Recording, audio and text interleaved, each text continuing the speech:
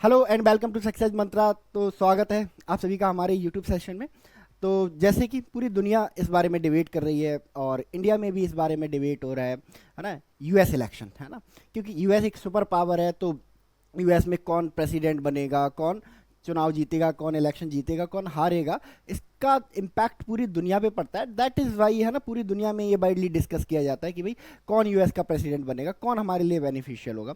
तो जो इलेक्शन है वो कंप्लीट हो गए हैं, वोटिंग जो है कंप्लीट हो गई है एंड काउंटिंग चल रही है। और अभी तक की जो काउंटिंग अपडेट के अकॉर्डिंग जो डोनाल्ड ट्रंप है वो 230 वोटों के साथ है ना, और कमला हैरिस 210 वोटों के साथ लीड बनाए हुए हैं। और मेजोरिटी के लिए आप सभी को पता है 270 270 इलेक्टोरल कॉलेज है ना, इलेक्टोरल वोटों की जरूरत होती है। यानी कि जो इस मैजिक आंकड़े को टच करेगा वही बनेगा यूएस का प्रेसिडेंट। तो अभी टक्कर है ना, क्योंकि 20 का ही डिफरेंस है और कुछ भी हो सकता है। जबकि लोग यूएसए में ये कह रहे हैं कि अब जो डोनाल्ड ट्रंप है उनकी विक्ट्री जो है ना पक्की है। क्योंकि हमारे यहाँ के वोटों की तरह नहीं होता है कि 1 पर्सन 1 वोट है ना। ये जो एक वोट होता है ना, बहुत सारे कई सारे वोटों को अपने साथ लिए रहता है। तो दैट इज वाई ये 20 जो इलेक्टोरल कॉलेज के वोटों की जो लीड है ना, ये काफ़ी होती है। तो दैट इज वाई ये स्पेकुलेशंस लगाए जा रहे हैं कि Donald Trump is going to win this election and going to become the next president of USA है ना। बहरहाल मतलब जो भी जीते, बट हमें डिस्कस करना है कि हमारे इंटरेस्ट में कौन है ना। कमला हैरिस हमारे लिए बेटर साबित होंगी या डोनाल्ड ट्रंप हमारे लिए बेटर साबित होंगी। तो इस बारे में कुछ भी क्लियरली कहना है ना थोड़ा सा मुश्किल है। बट कुछ स्पेकुलेशंस हैं जो लगाए जा सकते हैं कि कौन बेटर है और कौन हमारे लिए सही नहीं है, कौन सही है। इस बारे में केवल स्पेकुलेशंस लगाए जा सकते हैं है ना, क्योंकि डोनाल्ड ट्रंप भी पहले प्रेसिडेंट रह चुके हैं एंड कमला हैरिस भी अभी वाइस प्रेसिडेंट है। तो दोनों की जो इंडिया की तरफ इंक्लिनेशन है ना, इंडिया को लेके जो एक्शंस हैं उनको लेके लगाया जा सकता है कि कौन प्रेसिडेंट जो है इंडिया के लिए बेटर होगा। तो जान लेते हैं। If Kamala better become the president of India, president of USA, अगर बात करें कमला हैरिस की।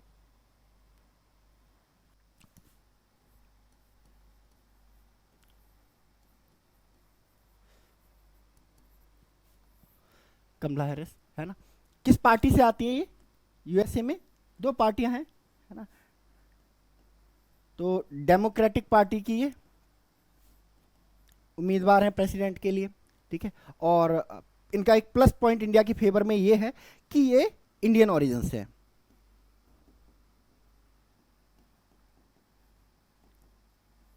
ठीक है।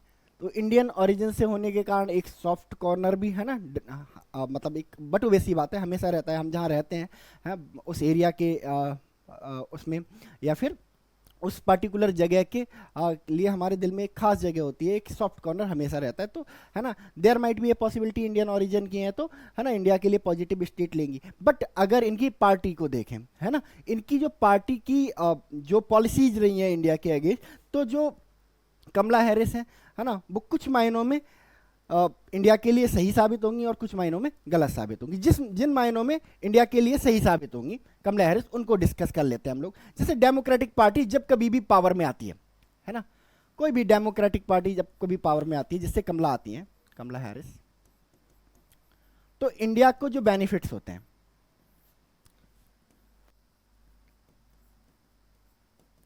क्या बेनिफिट्स होते हैं, ठीक है। सबसे पहला बेनिफिट होता है कि ट्रेड में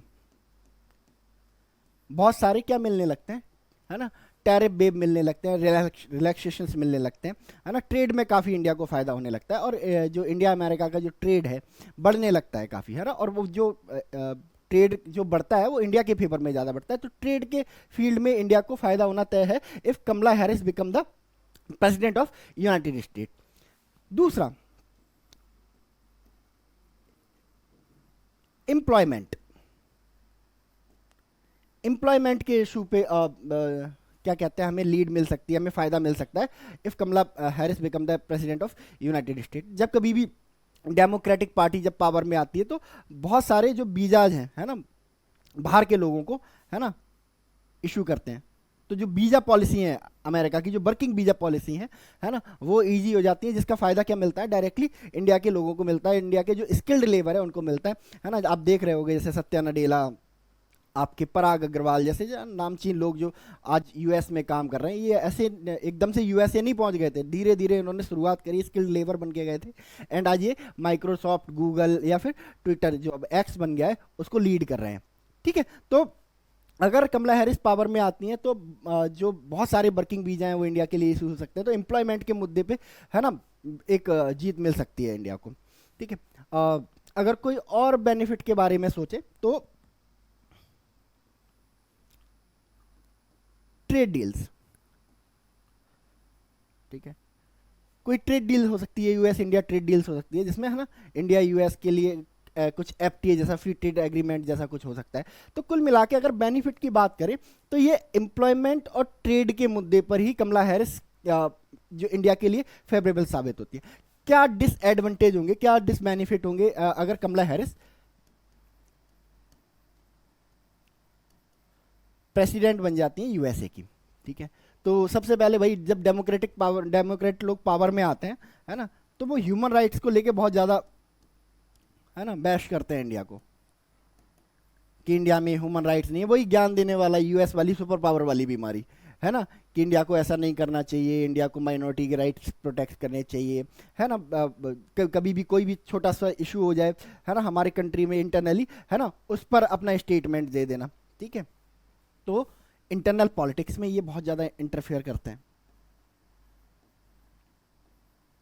ठीक है, जो अभी है ना जो बाइडन डेमोक्रेट प्रेसिडेंट है, तो जब जो बाइडन पावर में आए है ना, तो सेम भाई चीज़ें हुई हैं है ना। और यूएस इंडिया के जो रिलेशन है इसी बात के पीछे है ना वैसे नहीं रहे हैं जैसे है ना ट्रंप और बराक ओबामा के टाइम पे थे। ठीक है, तीसरा, जो डेमोक्रेट होते हैं ना उनका जो इंक्लिनेशन है वो थोड़ा सा पाकिस्तान की तरफ ज़्यादा देखने को मिलता है।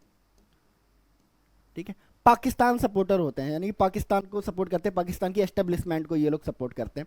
तो उस मुद्दे पर इंडिया को एक चैलेंज मिलने वाला है कि अगर कमला हैरिस पावर में आती हैं और पाकिस्तान को है ना सपोर्ट करती हैं, तो जिस हालात में पाकिस्तान को हमने अपनी डिप्लोमेसी के थ्रू पहुंचाया है ना, फाइनेंशियली बैंकरप्ट बनाया है ना, तो हमें डर है कहीं वो उससे बाहर ना निकल जाए एंड दोबारा से हमारे यहाँ कश्मीर में और इंडिया के वेरियस पार्ट में है ना टेररिस्ट अटैक ना शुरू हो जाए है ना। तो पाकिस्तान की तरफ इनका जो है सपोर्ट बहुत क्या रहता है, बहुत ज़्यादा रहता है, इस वजह से है ना ये हमारे लिए थोड़ी डिसएडवांटेजेस कमला हैरिस लगती हैं। अगर बात करें और डिसएडवांटेज की, तो जब डेमोक्रेट्स पावर में आते हैं है ना, तो ये रशिया को बहुत ज़्यादा टारगेट करते हैं।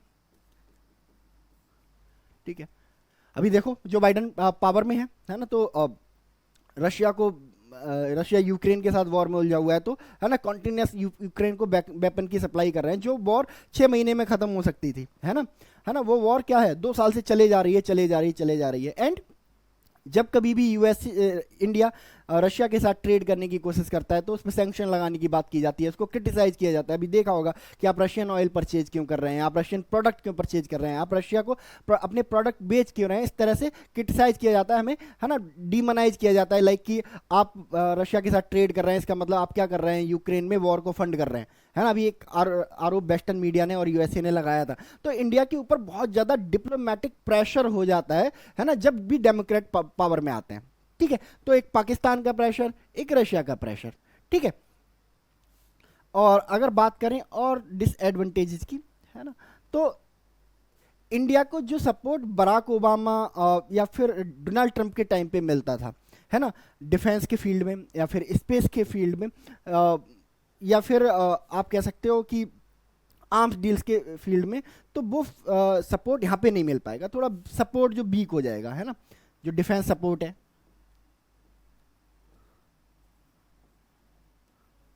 डिफेंस सपोर्ट हो गया आपका है ना, स्पेस के फील्ड में जो सपोर्ट है वो थोड़ा कहीं वीक दिखाई देता है ना। तो इंडिया के लिए बहुत ज़्यादा चैलेंजिंग हो जाता है, जैसे लाइक अभी इंडिया के लिए डिप्लोमेटिक सिचुएशंस एकदम एडवर्स हो चुकी हैं। लाइक आप देखो रशिया यूक्रेन के मुद्दे पे या फिर इजराइल के इशू पे ईरान के साथ, है ना, ऑयल परचेज करने को मना किया जाता है, रशिया के साथ ऑयल परचेज करने को मना किया जाता है, तो इंडिया के लिए जो डिप्लोमेटिक चैलेंज है ना वो डबल हो जाते हैं। इसके अलावा जब कभी भी डेमोक्रेट पावर में आते हैं, इंडिया में जो सेपरेटिस्ट डिमांड है उनको एंडोर्स करते हैं ये लोग, ठीक है। तो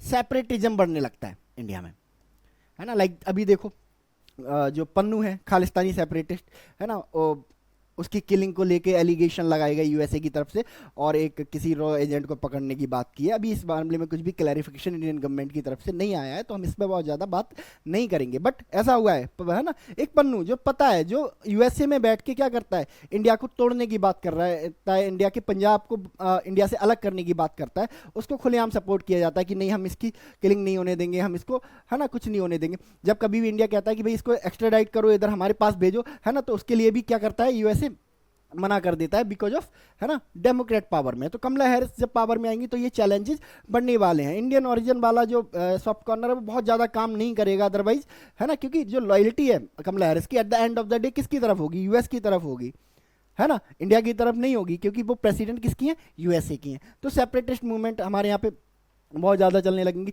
जो लैंड की मांग, अभी मैं जो नेक्स्ट वीडियो है आपके लिए इसी पे लेके आऊँगा, है ना, कि कैसे यूएसए ने, है ना, क्लेवरली जो मिजोरम है, मणिपुर है, और जो म्यांमार का चिन स्टेट है, बांग्लादेश का जो चिटगांव एरिया है, उसको काट कर एक नया क्रिश्चियन स्टेट बनाने की बात कही है। और पावर में कौन है, डेमोक्रेट है। तो जब कभी भी डेमोक्रेट पावर में आते हैं, इंडिया को ये चैलेंजेस फेस करने पड़ते हैं। तो आप देख सकते हैं कि क्या बेनिफिट्स हैं और क्या डिसएडवांटेज है if Kamala Harris become the president of United State, ठीक है।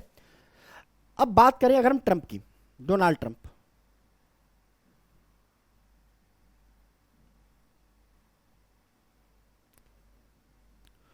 डोनाल्ड ट्रंप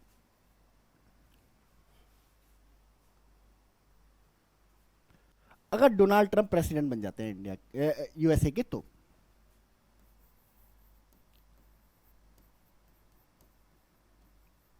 डोनाल्ड ट्रंप, ठीक है, तो सबसे पहले बेनिफिट क्या होने वाले हैं इंडिया को,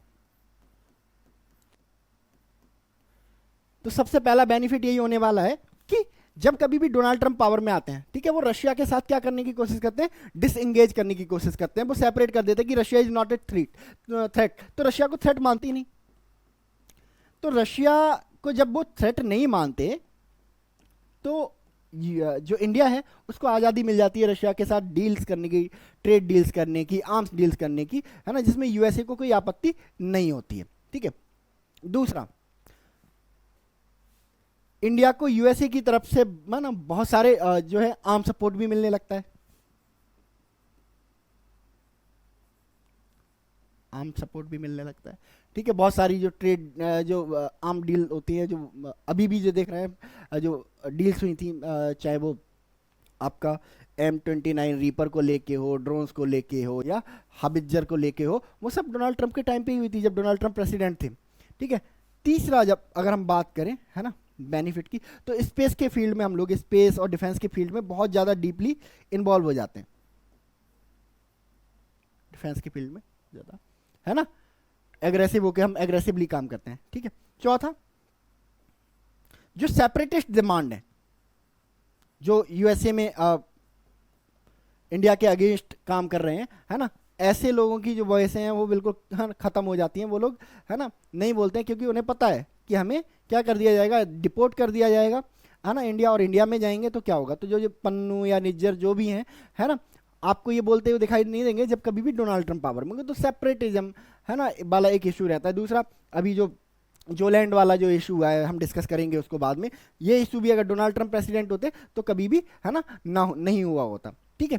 तो ये सब चीजें हो जाती, तो इंडिया को स्ट्रेटेजिकली बहुत फायदा होने वाला है if Donald Trump become the president of United State, ठीक है। डिसएडवांटेज क्या है,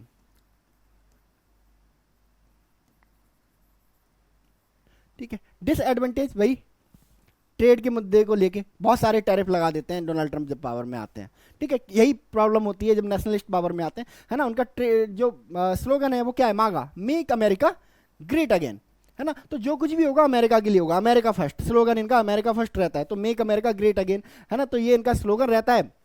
तो जब कभी भी ट्रेड की बारी आती है तो इंडिया पे ये बहुत सारे क्या लगा देते हैं, टैरिफ लगा देते हैं, दैट इज भाई, है ना, कि यूएसए को उसका फायदा पहुंचे, ना कि इंडिया को फायदा पहुंचे, है ना। बट वैसी बात है, जब मेक अमेरिका ग्रेट अगेन और अमेरिका फर्स्ट की बात करेंगे डोनाल्ड ट्रंप, है ना, तो एम्प्लॉयमेंट किसको देने की बात करेंगे, यूएसए को बात करेंगे। ये आरोप लगाते हैं कि इंडिया और चाइना के लोग आके क्या करते हैं, जो एम्प्लॉयमेंट होता है यूएसए के लोगों का, वो क्या कर रहे हैं, चोरी कर रहे हैं, है ना, कम पैसों में हमारे यहाँ आके काम करते हैं, दैट इज भाई जो यूएसए के लोग स्किल्ड लेबर है उनको काम नहीं मिल पाता है, ठीक है। तो एम्प्लॉयमेंट के मुद्दे पे ये एक फेलियर साबित होते हैं।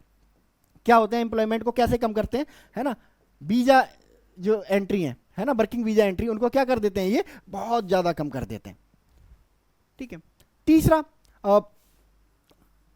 कोई ट्रेड डील होने की पॉसिबिलिटी नहीं दिखाई देती है ना। अगर डोनाल्ड ट्रंप प्रेसिडेंट बन जाते हैं तो कोई ट्रेड डील होने की पॉसिबिलिटी बहुत ज़्यादा दिखाई नहीं देती है कि बहुत कोई ट्रेड डील हो जाएगी जिससे इंडिया को बहुत ज़्यादा फायदा होने वाला है ना। तो अगर ओवरऑल कंक्लूजन अगर हम निकालें तो कमला हैरिस अगर प्रेसिडेंट बन जाती है तो इंडिया को फायदा होने वाला है ट्रेड और एम्प्लॉयमेंट के फील्ड में बहुत ज़्यादा फायदा होने वाला है ना। अगर डोनाल्ड ट्रंप प्रेसिडेंट बन जाते हैं तो इंडिया को स्ट्रेटेजिकली डिप्लोमेटिकली बहुत फायदा हो जाता है। डिप्लोमेटिकली जो एफर्ट होते हैं इंडिया के वो बहुत ज़्यादा कम हो जाते हैं अगर डोनाल्ड ट्रंप पावर में आते हैं तो, है ना, क्योंकि डोनाल्ड ट्रंप इंडिया को हर इशू पे, है ना, स्ट्रेटेजिक डिप्लोमेटिक इशू पे सपोर्ट करते हुए पाए जाते हैं, चाहे वो रशिया का इशू हो या फिर सेपरेटिस्ट डिमांड की जो इशू हो, खालिस्तान का इशू हो या जो लैंड का इशू हो, इन मुद्दों पर जो डोनाल्ड ट्रंप है वो इंडियन गवर्नमेंट के साथ खड़े हुए दिखाई देते हैं। तो है ना, दोनों के अपने अपने फायदे हैं, दोनों के अपने अपने डिसएडवांटेज है ना। तो ये रहा ये ओवरऑल एनालिसिस भाई कि अगर कमला हैरिस प्रेसिडेंट बन जाती हैं और डोनाल्ड ट्रंप प्रेसिडेंट बन जाते हैं, दोनों में से कौन इंडिया के लिए बेटर साबित होगा। बाकी आपका क्या ओपिनियन है आप बता सकते हैं मुझे कमेंट सेक्शन में। तो मिलते हैं हम लोग नेक्स्ट वीडियो में, तब तक के लिए thank you so much and God bless you all.